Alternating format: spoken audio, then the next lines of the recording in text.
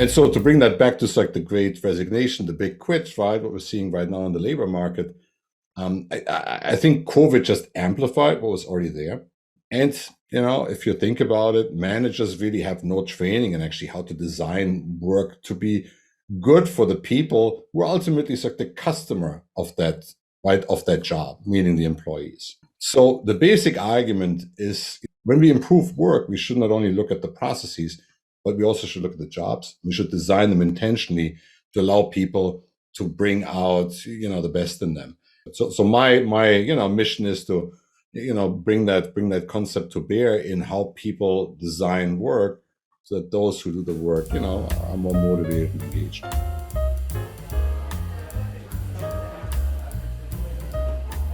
Hey everyone, I'm Elizabeth Swan. And I'm Tracy O'Rourke, and we're from the Just in Time Cafe, and welcome to our podcast. At the cafe, we wrestle with tough questions, talk to groundbreakers, discuss great books, and get insights from Lean Six Sigma practitioners who are making a difference in the world.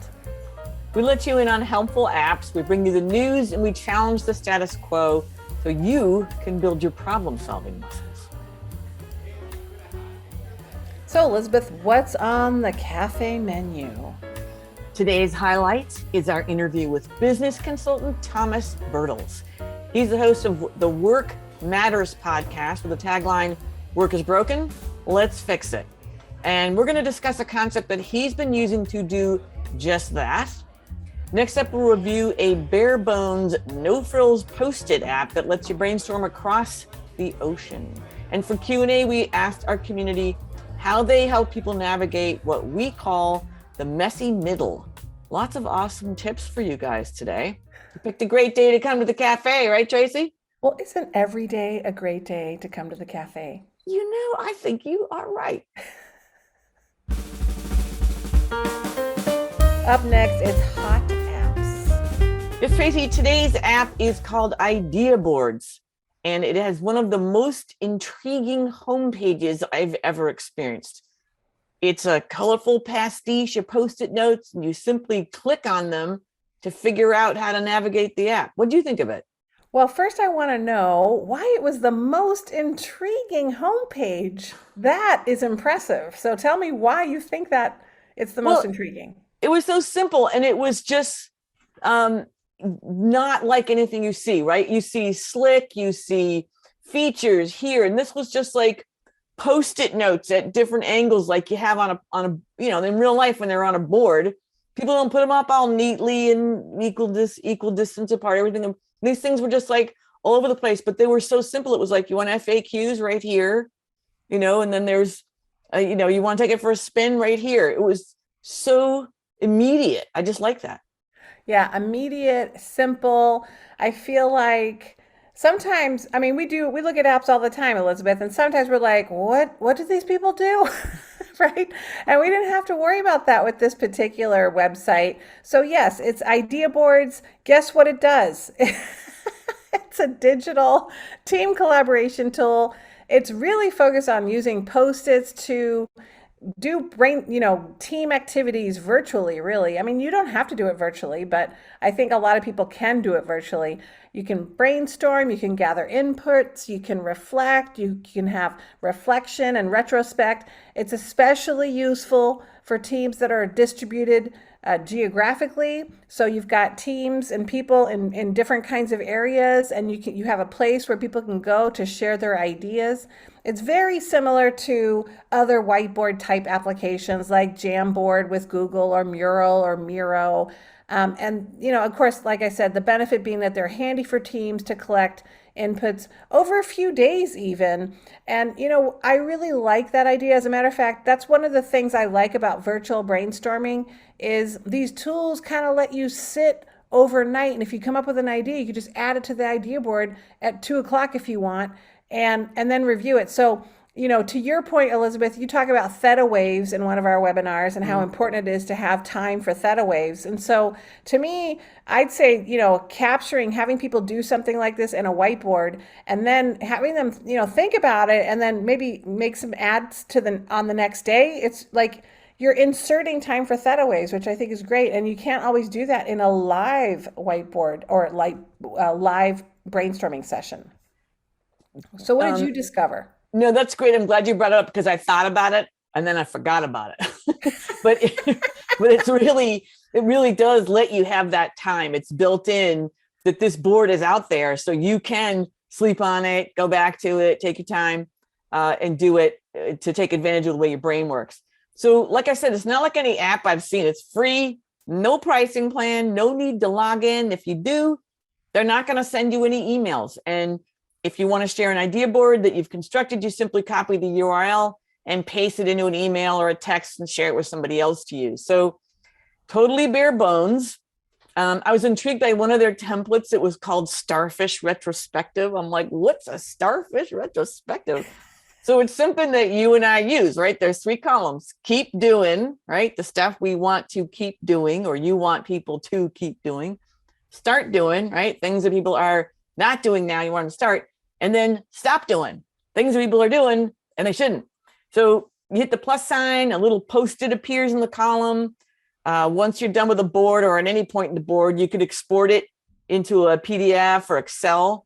So super simple again. It gives you a little voting capability. You know, you hit the plus sign, give it a thumbs up. And I found out you could do Chicago style. I can hit it multiple times and keep pumping up the votes. So that's just in case you use this and you want your idea to win. You could make it win. So, and I could see offering this up to an improvement team that just wants to do simple collaboration, right? They can share the URL, they can add ideas, they can add action items. It's colorful, right? It's appealing. It just gives you these nice different color Post-it notes. There is 0 learning curve since there's just really few features. They've just replicated a flip chart as far as I can tell. You stick Post-its on there, you organize them, you multi-vote. It's super easy. Yeah, I really feel like even though there's a lot of people that have really learned a lot in terms of virtual capability, Zoom, Mural, Miro, I feel like there's still a lot of people that have not had to do it.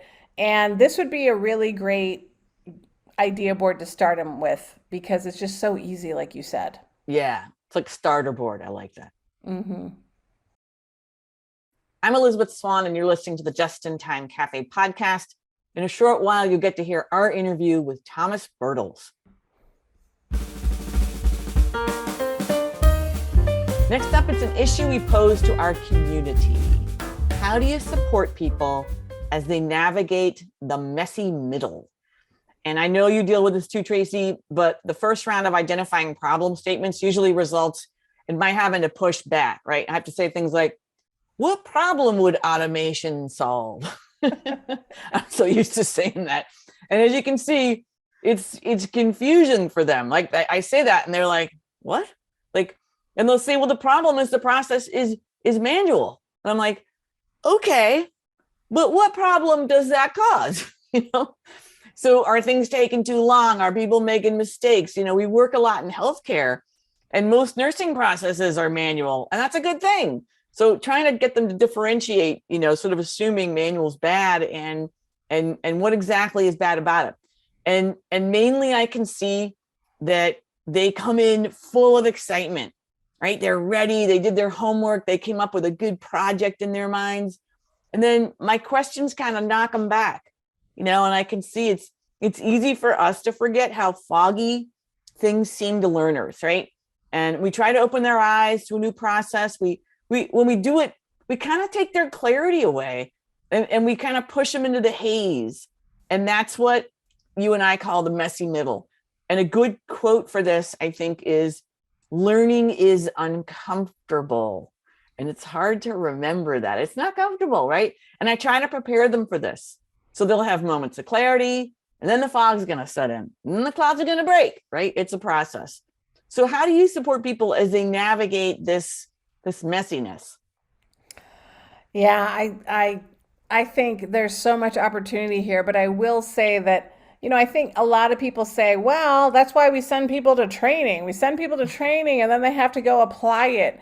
And, you know, that's where it becomes the messy middle. So, you know, I'm actually exploring a couple of different approaches for Greenbelt. And I was having a conversation with someone and they're like, well, let's just do the training. Do we really need the project? And I'm thinking, oh my gosh. I mean, that's like the whole point. You don't want to just send them to training and then just throw them out there with no help, no support.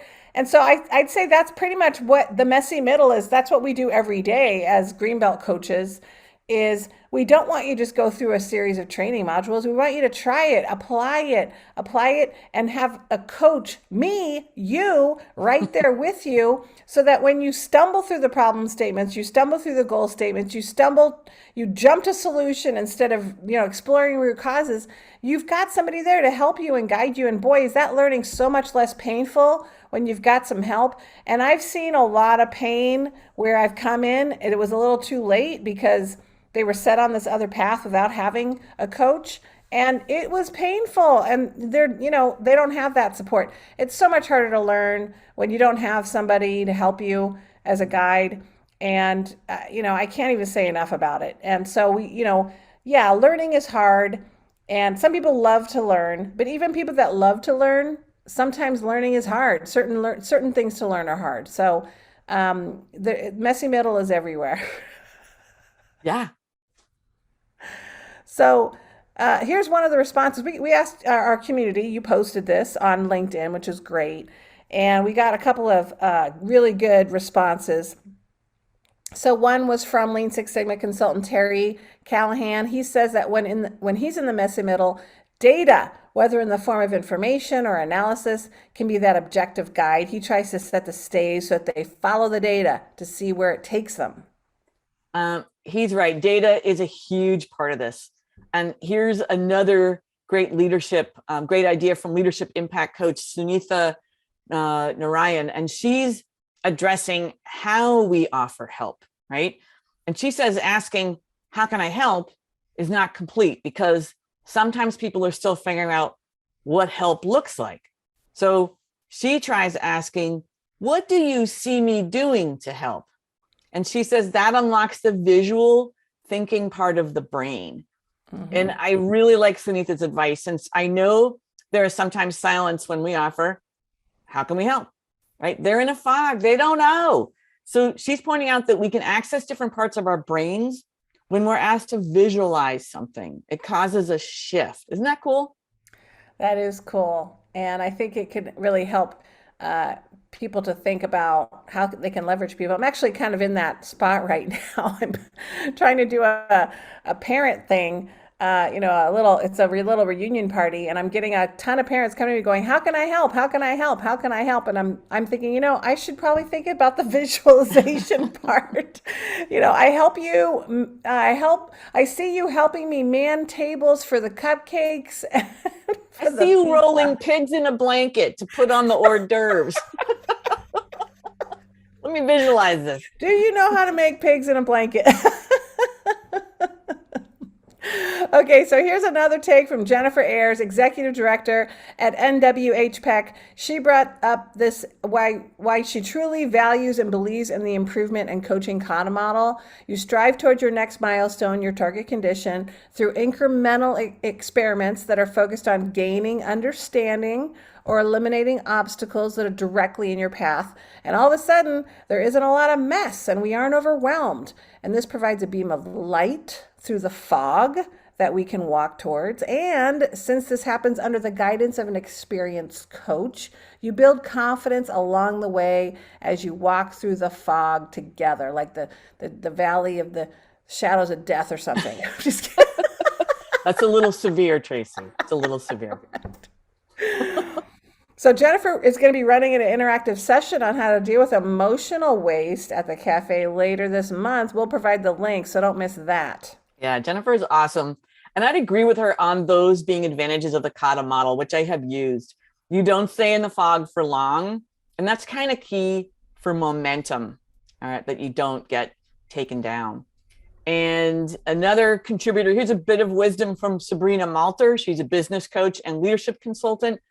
In order to support people navigating the messy middle, she tries to instill the joy of learning in the people she coaches. And she celebrates discoveries and she asks them what each new learning makes possible for them and where it might lead. And more often than not, she finds that sparks their enthusiasm for more learning. And I like that. That's a great approach. Celebrate the learning when they're in the messy middle, applaud perseverance, right? And remind them it's those moments that are going to stick with them, right? That's when whatever happened after the fog, that's not going to leave you. So tons of great advice from the community. We'll provide the link if you want to add to the conversation. Yes, join the conversation. I'm Tracy O'Rourke, and you're listening to the Just in Time Cafe podcast. We host these monthly, so you can go to www.jitcafe, that's JITCAFE.com, and go to our podcast page. We have a lot of them on there now. I mean, we've got at least like 20 something like that. So check them out. Coming up next, it's our featured guest, Thomas Bertals. Why don't you tell our listeners a little bit about Thomas? Yes, I would love to do that. Thomas is a management consultant who is on a mission to make work more productive, valuable, meaningful, and impactful. He's the host of the Work Matters podcast, and he has 25 years of experience helping companies transform how work gets done and enabling large-scale change efforts.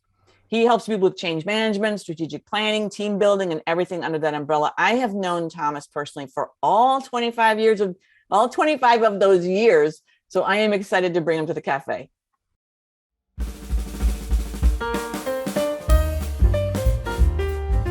Welcome, Thomas. I want to tell our cafe audience a little bit about you. Thomas, I was just telling Tracy that our first time working together goes back all the way to the mid-90s. And you and I originally met up running a simulation for a small GE acquisition in Leipzig, Germany. And this was part of GE's global Six Sigma rollout. But all of our materials, our books, our simulation parts, everything got stuck in customs. So we were exercising our improvisational skills. And that was an unforgettable experience. And after, shall I say, a brief reflection session in a beer garden, we have been connected ever since. That's Darn, correct. I just had FOMO. I just missed out on that. I wish I was there too. Yeah, no. Well, in that moment, you probably wouldn't want it to be there. We were a little deflated. Yeah. We didn't feel quite Six Sigma. We felt like Zero Sigma at times. We had nowhere to go but up, Tracy. We were bonded in our desire to do better in this world, which I think 25 years later, I'm going to say, yeah, we did. So we've both been in the continuous improvement world all these years doing similar work, but I wanted to bring Thomas to the cafe because your current focus seems to be is to address kind of the fallout of a huge modern problem, right? The Great Resignation or the Big Quit. And I want to know, can you describe your current efforts in this realm and how they relate to process improvement? Sure, absolutely. So basically, my journey in this is, right, as you know, right, I've been over 20 some years in this operation excellence space. Initially, a lot of Six Sigma, and then a lot more Lean.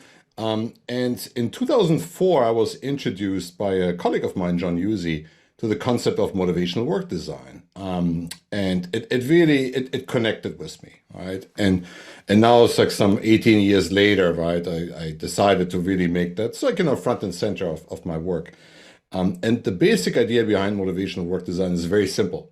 You can only do a good job if there's a good job to be done, right? And then the next question is, well, what makes a good job, right? And so, everybody, I think, every one of your listeners can relate to that. If you would, think about the best job you ever had and you brainstorm, right, the attributes of that job, and then you take the worst job you ever had, what you find is that there's a couple of dimensions that you would use to describe that, right? So a good job is meaningful work, right? You can bring a couple of different skills.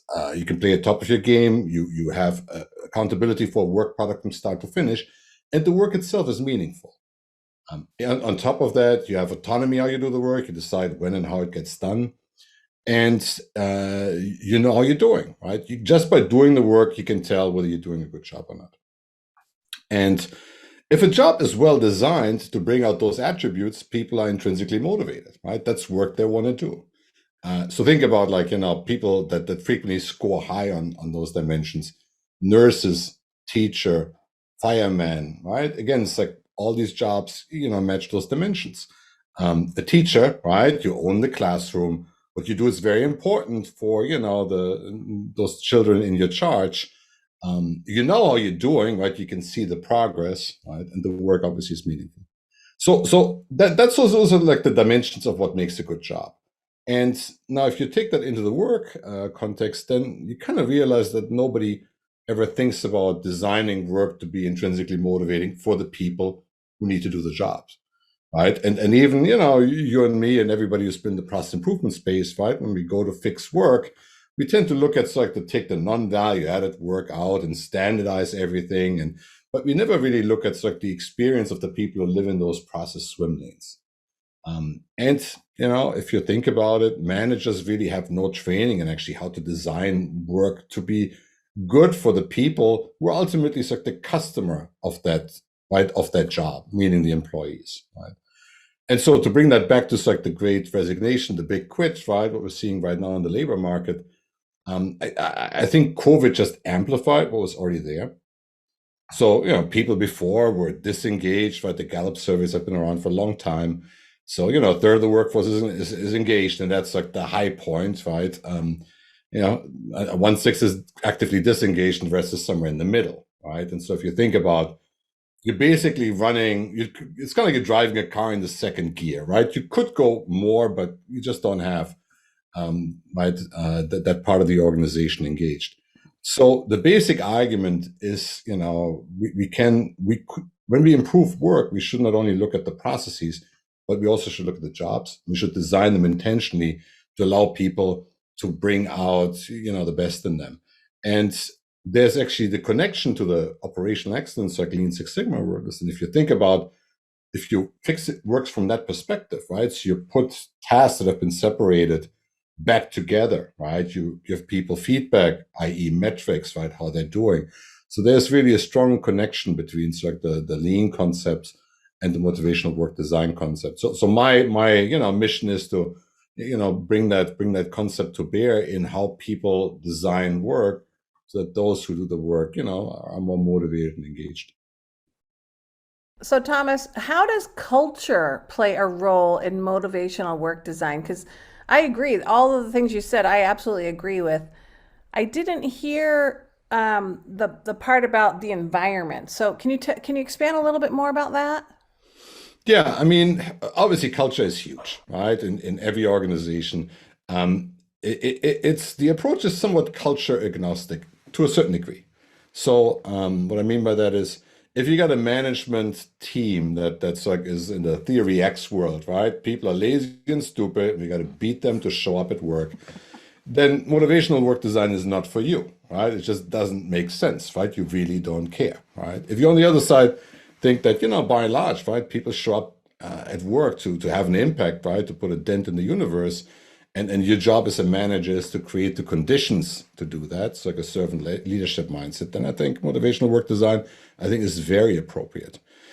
So culture is the context, right? And I think it's obviously very important, like how the leadership sets the tone, the values we care about, and so forth. But the argument here is to say, even in the best culture, right? Because the way we're trained, right? We're chopping work into smaller and smaller fragments, so we can get it's like least expensive resource to do the work, right? And we create these elaborate hierarchies. That in itself, perpetuates, I think, a certain model.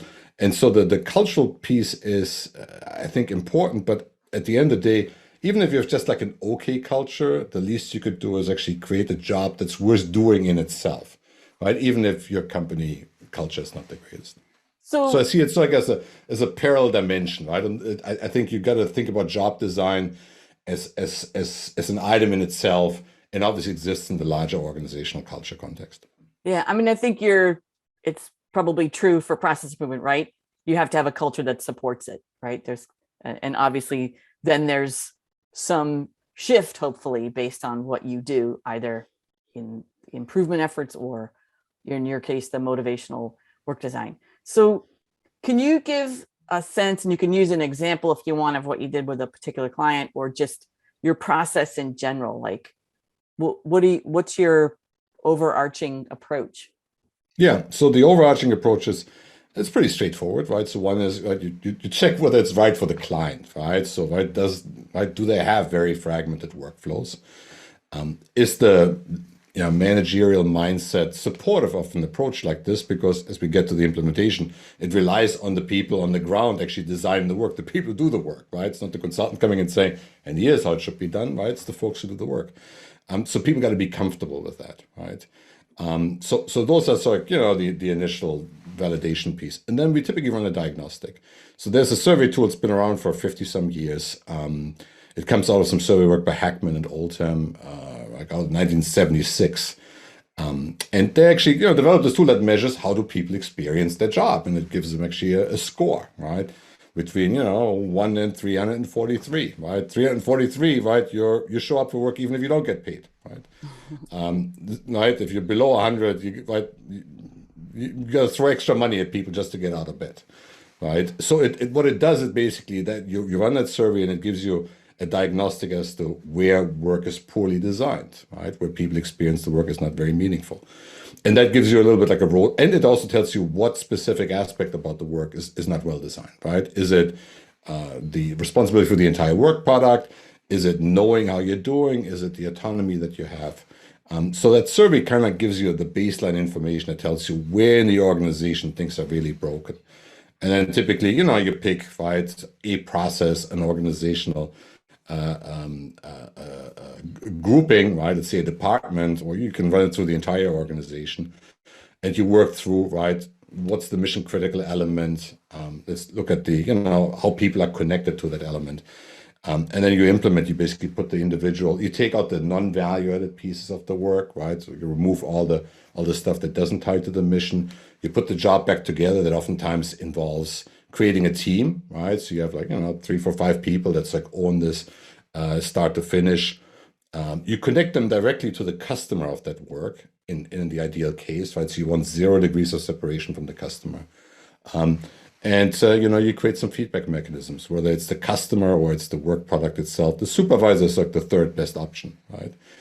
So there's kind of a cadence of steps you can go through as you redesign work. Obviously, you got to train people in how to do this, but at the end of the day, right, the people closest to the work got to make those decisions, right? It's like there's this old adage: nobody washes a rental car, right? So if you want people to care about the work, they got to design it themselves. Can you give us an example, Thomas, of just a simple example of a work that was redesigned with this motivational work design concept to give people an idea of what you mean? Sure.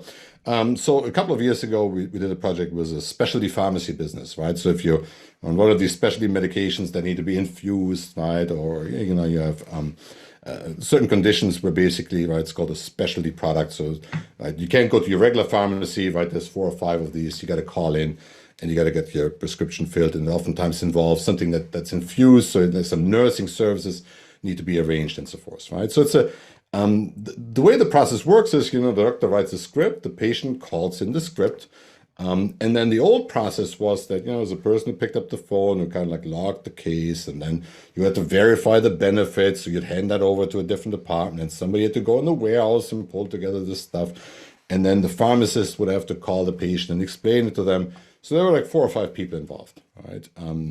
And basically what we ended up doing is we put all these people around the table and said, you guys are now, right, part number 14, right? And all, right, you care, you're responsible for all the patients in a certain geography of the country, right? So you create direct accountability to these patients.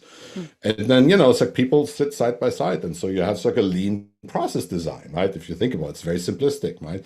But again, it's like, everybody sees, right, how we're doing against what the patient needs. Right, so you don't have all these, right, scorecards and Excel sheets and so forth to track the work, right? And you can take it actually all the way to the point where people are in a sense a self-managing team. So you actually don't need a supervisor that tells people what to do it and when to do it, right? Because at the end of the day, right, they get their 400 patients a day, right? So they see every single one. They know exactly how they're doing. Does that like answer the question? Yeah, it sounds like part of what I heard and made a difference to me is you gave them direct accountability to certain customers. Is that one of the differences that you made? Yeah, that's one of the differences. You create, you align them with a customer, right? You also provide direct feedback, right? Because before, right, they would just see the itsy bitsy part of the process, right? So it's kind of like, every day, just like an endless amount of phone calls. You never know how the story started. You never know how the story ends, right? Yeah. So now you can actually trace it from, we took the call at 8 o'clock, right? By 9:03, the package left the dock with everything that this patient needs. Yeah. All right. So, and again, you get the business benefits, right? You shrink the cycle time, reduce the error rate, right? You just take a lot of complexity out of the process. But you also create a better customer experience. So that's one of the really interesting things about the work design approach, that in addition to like a better higher employee engagement, you get a better customer experience and you get higher productivity. So it's, one of those nice triple win things, right? That if you have the cultural stomach for it, right, it can be quite impactful.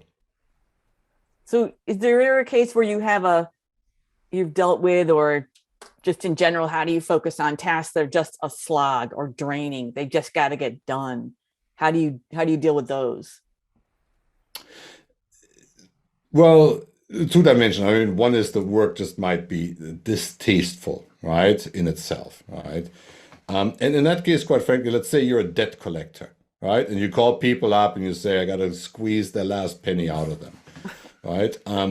There you shouldn't apply motivational job design. It's a miserable job, right? It's going to make people miserable just by the nature of the work itself. Right? The miserable job. It's just hopeless. Forget it. It is, right? Then you apply process improvement to make it as efficient as possible so you can just be done with it. Yeah, just some work is just distasteful, right? You're a repo man, you're a repo man. Right? Yeah, exactly. But you drive away with people's cars, I know, there's no getting around it. I mean, maybe some people are intrinsically motivated by that, but I don't know. But yeah, some people do like it. Yeah. So one thing you find though is like, obviously oftentimes, you take this non-value added work away from the people that you really want to focus on the mission, right? So sometimes you got to give it to somebody, right? But then at least you concentrate all these like non-mission critical jobs in a few people, right? And you select people that are actually willing and motivated and can do that work without going crazy, right? Mm-hmm. Instead of like sprinkling like 50% craziness into everybody's job, which then makes, everybody crazy. Right? Mm-hmm. Mm-hmm. So have you run into any challenges with, getting people to buy into the motivational work design concepts, or challenges with implementing it? I'm sure you probably have. Just like everything. No, it's a slam dunk every single time. It's a slam dunk. Well, shoot, I need to switch jobs. Yeah, I know. So come on board, I preach the gospel. No, it's I think it's very difficult for managers to let go of this idea that they got to decide, right, what the work is and how the work gets done. It's very, very hard. And even our data, right? I mean, we've run this, we call it the Mojo diagnostic, right? So we run this diagnostic, and not surprisingly, right, the people highest on the food chain experience their work, a lot more rewarding than people at the bottom of the food chain, right? So if you're 30,000 feet above the ground, the sky's always blue, right? So, and you get like the iceberg of ignorance phenomena, right? That the people on top just know 4% of what's going on, the people at the bottom know 100%, right? So again, it's like, and then you have those people that have this 4% knowledge make very important decisions around like how the work gets done, right? So you gotta have a servant leadership mindset, right? So you gotta really be able to let go and give people the degrees of freedom to figure it out, and quite frankly also maybe to make mistakes. Right, it's like nothing is ever a slam dunk. That's what it's called, continuous improvement, right? Yeah. Sorry, I'm just reveling in this term, iceberg of ignorance. Is that what you said? Yeah, it's like Jeff Matlow, who was a guest on my podcast, introduced me to that. It's apparently a concept that's been around for a while, but I just love the metaphor, right? Because you just see it's like the top of the issues that make it to the 15th floor, right? And you just don't understand like everything that's involved right below that. Um, so you mentioned putting certain people in certain roles. How do people's personalities play into motivational work design? That's an excellent question. So the underlying assumption is, right, that people like have a growth mindset, right? They want to develop their skills in the job. And that's not true for everybody, right? There are people, for example, that want to be jazz musicians, right? And so for them, they want a job that consumes the least amount of their mental energy and has like a, right, and ends promptly at 4:30 so they can get to band rehearsal, right? So again, it's like then you got to find, right, you got to match those people, right, with jobs that's like, don't require a growth mindset, right? But I think I don't know what that was. But so I think one dimension of the diagnostic basically measures to what extent, right, people are looking for growth and development in their job. Interesting. It made me think because Elizabeth and I, we do the same role. We have the same job. We're both consultants, process improvement. But in working together with her for so long, we excel obviously at different things, right? She's a whiz when it comes to writing, and she's super thorough, and she'll catch every error in any workbook, and I'm really good at putting the slides together with all the errors in them, right, so that I can get the joy of removing them. So how do you? How much of it will play a factor with people in creating motivational work? Because it's you could say it's the same process, but it's different people doing it. Yeah.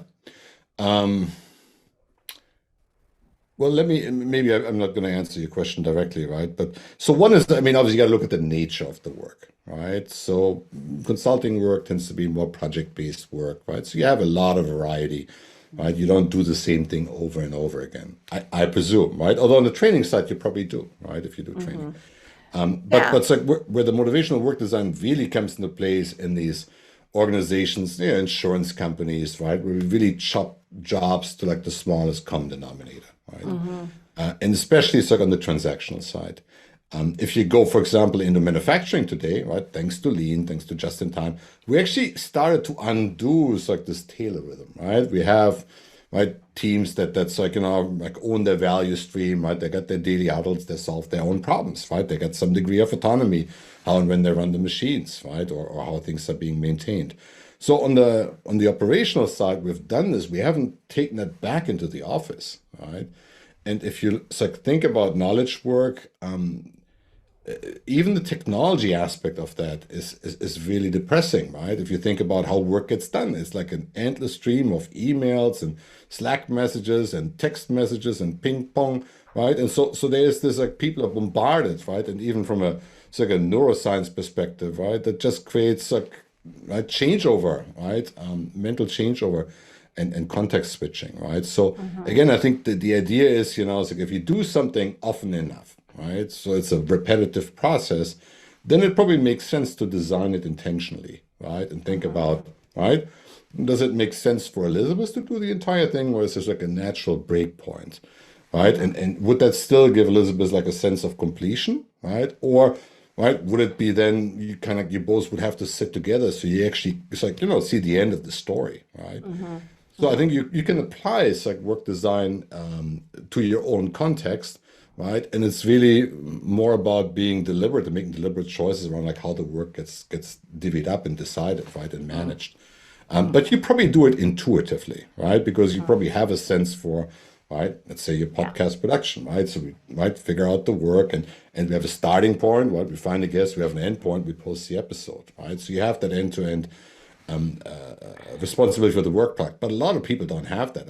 Right, call any customer service function, right? And let's say you're upset, right? So now it's kind of like, right, you're just taking the call, you just got this very narrow bandwidth, you got to transfer people somewhere else if it's outside your domain. You can't really fix the problem. You don't have any autonomy, right? The rules are restricting you. And the feedback comes from your supervisor that says, spend less time on the phone, Tracy, Right. So you mentioned earlier one of the guests on your podcast. I wanted you, could you tell us a little bit about your podcast? I love the name and the tagline, all right? Work matters, and then work is broken. Let's fix it. Like yeah.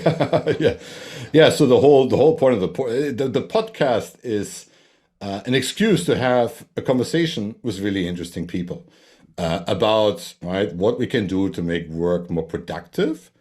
Right, so think, Lean Six Sigma, take the waste out, valuable, in the sense of elevating what people do, meaningful, think about motivational job design, and impactful, actually getting things to hit the target versus being, one of these efforts that kind of disappears, or people forget about, and so it's a broad canvas, It same as your podcast.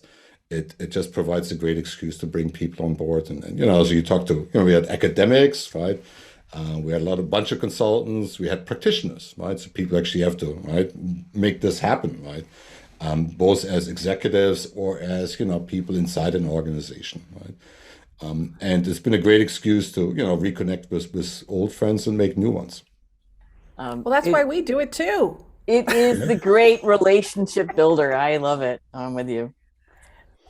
And it's like, I have for example, the guy who got me into consulting some years ago, it was one of the guests on my podcast, and he liked it so much that now he's introduced me to 4 more people to talk to, and so it has a nice little kind of an organic network effect there. So Good. What else is in the future for you? You did mention that you might be collaborating on a book. Is this true? That is absolutely correct. Yes, the rumor is true. So work on the book. We call it right now. The code name is Finding Mojo. Mojo for motivational job design, or more joy from work. And I'm writing that with a friend and client of mine, David Henkin. And we're kind of 60% there in our mind. Maybe we're correct, or maybe we're wrong. But yeah, we'll try to get that book out, presumably sometime early next year. I'm going to write that down right now and make sure that we get to. And then we'll have you come on and talk about your book. Oh yeah. So in the meantime, how do people get in touch with you? How do they find you? So you can go to our website, which is www.purpose.works, WORKS. And you can also email me at, Thomas.Bertels, BERTELS, @purpose.works. Great. And we'll put those links on the podcast so people can find you and can hunt you down. So thank you so much for coming on, Thomas. It's such a pleasure to talk with you always, but I love this focus. I love this combination of, hey, we can improve the process, but then is it worth doing that job? So, and having a process to address that, just listening to it, it's oh, these are things that we know about, but putting them all together like that is, it's lovely. Mm-hmm. Yeah, and it's I think for every Operation Excellence Lean Six Sigma professional, it's it should be a second lens that we apply at our work and say, okay, more efficient process, yahoo, it's but to your point, are people actually enjoying the work, and I think the measurability, I think, is something that should appeal to every Six Sigma person. So you can crunch numbers, you can calculate standard deviations and so forth, And so there's some real math behind this. I don't know why it's 343, but I'm trusting you that's the upper limit. But okay, but we got a metric, so I'm going with it. Actually, we normalized it, so it's 0 to 100, just because people would be going crazy as to why 343. Yeah, it's like the Hitchhiker's Guide to the Galaxy. The answer to everything is 42. Right? Okay, fine. Yeah. We'll definitely have you back to the cafe, Thomas. It's been a pleasure, and we will see you soon. It was a real pleasure to be on the show. Thank you so much. Thanks, Thomas. Be sure to register for our June 16th interactive session with Jennifer Ayers, the 9th Invisible Waste, How You Show Up Matters. Jennifer is the executive director for Northwest High Performance Enterprise Consortium. She points out that emotional waste can consume up to 2 hours of your workday. So come join this session and learn ways to navigate this disruption and change. It's only 2 hours a day that were wasted? I thought it was a lot more than that. In some cases, I'm sure that could be up to 8 hours, and that's when you want to quit. Yeah, Tracy, you're revealing too much about your day. I mean, I've never felt that way when I've worked with you, Elisabeth. Oh, no, thank you. And finally, if you're planning your own improvement education journey, put our fall semester Lean Six Sigma leadership course on your calendar. Our latest cohort recently graduated and they are already on their transformation journeys. This course just keeps getting better. So come join us. It's offered through UC San Diego and the fall class starts at the end of September and goes for 12 weeks. So start planning now and we'll provide a link to all of these on our website. All right, we are thrilled to have your company. The Just in Time Cafe is packed with members of our fabulous community. Join us next month and every month for your jolt of lean caffeine.